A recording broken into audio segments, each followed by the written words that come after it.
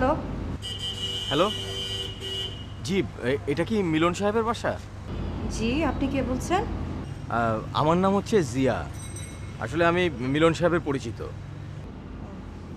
মিলনের কাছে কোনো কাজে ফোন করেছেন? জি জি, কিন্তু তার আগে কি আপনি একটু বলবেন যে আপনি কে বলছিলেন প্লিজ? আমি রিয়া, মিলন আমার হাজব্যান্ড। হ্যাঁ রে নে ভাই, এত বুদ্ধিমান মানুষ এরমের গঙ্গ হয়ে গেলেন, শেষ পর্যন্ত মুরগি হাজলেন। মেজাজ করলাম আগুন হয়ে রয়েছে বুঝছো, মেজাজ আগুন হয়ে রয়েছে, গরম চা করলাম তোর মাথা ঢেলে দিম বুঝছো, বেশি প্যানা ফুটবি না, সোফরাই করলাম কাঁসা মশা ফাটাই গেলাম। থাক না ভাই থাক, ঠান্ডন চাটা খান, বহুত মজা হয়েছে। মজা হয়েছে, এইসা মজা হয়েছে, দুধ চা দিয়ে মাডা মাডা বানাই লাইছে, হালা ফালা তোর কইছে না যে কবি চিনি কম দিতে তোমার সাথে। এ বেটা থাপড়া গেল দাঁথালাই দিমু বেটা, এন তুই কম দেবে চিনি বেটা, ছাগল দেবে অনেক কম। আসসালামু আলাইকুম। কেমন আছেন ব্রাদার?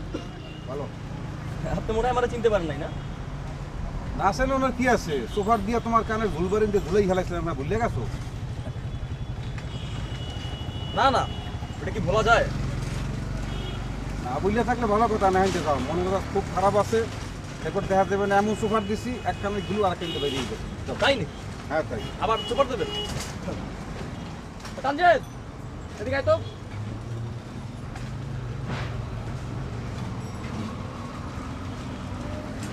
ব্রাদার, ওরা এমনি ভদ্রকারের সন্তান, এই বাজে কথাগুলো ওরা পছন্দ করে। আরে কি যে বলো না ভাইয়া, পছন্দ না হওয়ারই তো কথা। এ মামা আকুরিয়া কি দেখো, এই যে লিটল ব্রাদার দে চা দাও, বিস্কুট দাও, কলা দাও, এবার লাড্ডু আছে হ্যাঁ দাও। এ বেটা যাসা দে বেটা তাড়াতাড়ি। আর কিছু খাবা ভাইয়া? না না, কিছুই লাগবে না, কিছুই খাবো না। কেন লাগবে না কেন? এখন খাবো না কারণ আপনি এখন ভয় পেয়ে খাওয়াচ্ছেন। যেদিন ভালোবেসে খাওয়াবেন ওদিন একদম পেট ভরে খাবো। না না, ভয় পাওয়ানোর কি আছে, এখানে ছোট ভাই বড় ভাই, হ্যাঁ কেন ধরানোর কি আছে? ওরে তুই কোন কথা কও না, আমাকে তো সব বলাই দিয়েছো। ভাইয়া তোমরা কিছু খাও, তোমরা কিছু খাইলাম ব্যামালা খুশি হবো না। এ বেটা দাও না কা তাই দিছে। এ লিটল ব্রাদাররা, আপনারা নেবার কথা কিছু মনে করেন না, হে আবার একটু শক্তের বক্ত নরম হয়েছে। ভাইজান সবাই কম বেশি তাই, তবে উনি আমার কাছে একজন অন্যরকম মানুষ। আপনি ওই দিনের চটটা দেওয়ার পর থেকে আমার অনেক উপকার হয়েছে। আমি এখন বুঝি রাস্তাঘাটে মেয়েদের টিচ করা, বিরক্ত করা এগুলো আদৌ ঠিক না। তাছাড়া আমার ঘরেও তো বোন আছে, ওকেও তো অন্যজনে টিচ করতে পারে। রাইট, ঠিক কথা বলছো তো ভাইয়া, একটা আমার কলজের কথাটা বলছো। জানেন, ওই দিনের পর থেকে আমরা নিজেরা তো মেয়েদের টিচ করিই না, আবার আমাদের সামনে কাউকে টিচ করতেও দিই না। আপাতত মানুষকে বোঝানোর চেষ্টা করি, আর যদি না বোঝে তাহলে আপনার মতো চড় থাপ্পড় দিই না। তাহলে আপনারা হরেন ডাকি। চারজন দেখো না সোফাই করলাম কান ফাটেই খেলাই গেল, চুপ করে তাহলে আপনারা হরেনটা কি? মগজ ধোলাই, এইটা আমাদের ব্যান্ডের নাম। আপাতত একটা গান গাই যাতে মানুষের মগজে ঢুকে। শোনাই? সকালে উঠিয়া আমি মনে মনে বলি, সারাদিন আমি যেন ভালো হয়ে চলি।